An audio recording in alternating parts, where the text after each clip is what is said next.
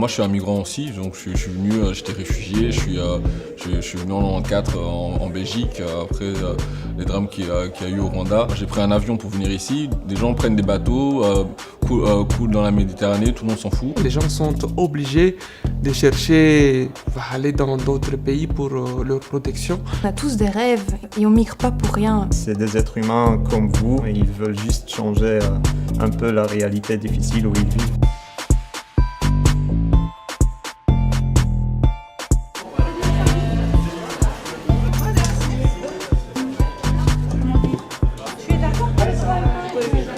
Merci d'être là si nombreux pour notre premier forum citoyen. On va maintenant pouvoir démarrer vers les ateliers.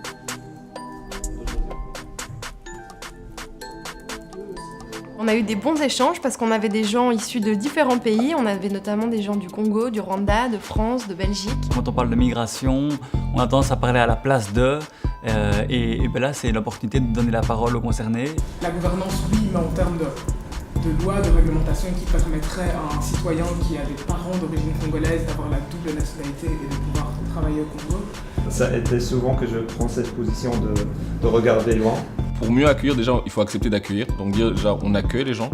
Puis après, accueillir avec, en pensant pas qu'on fait un acte de charité, mais qu'on fait en fait notre devoir en fait. Les cadres dans lesquels on accepte les gens sont très restreints et il est temps d'actualiser un peu ces choses-là.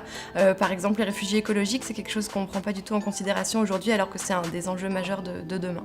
Pour les personnes en centre, il y a beaucoup de femmes et enfants.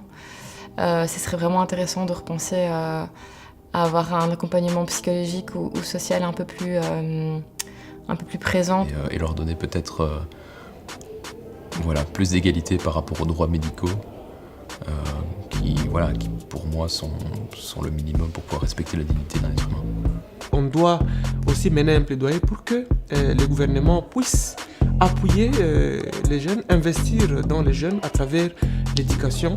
Ouvrons et voyons vraiment la migration comme une source de talent. Si j'avais un souhait, c'est justement que des personnages publics, des personnalités politiques puissent avoir un discours beaucoup plus courageux, beaucoup plus ouvert, beaucoup plus positif sur l'immigration. Parce que je crois qu'avoir plus de discours positifs, ça engendrera en effet ricochet aussi moins de peur dans la population, plus de sentiments de bienveillance et d'accueil plutôt que ce repli sur soi. Des fois penser 2 fois avant de voter, parce que ça joue des fois sur notre situation. Si on veut vraiment être humain et ouvert, c'est de donner le droit aux populations du Sud de jouir des mêmes possibilités que ce que nous on a ici en Europe, c'est-à-dire de pouvoir voyager librement, de pouvoir aller quasiment partout sans trop se poser de questions.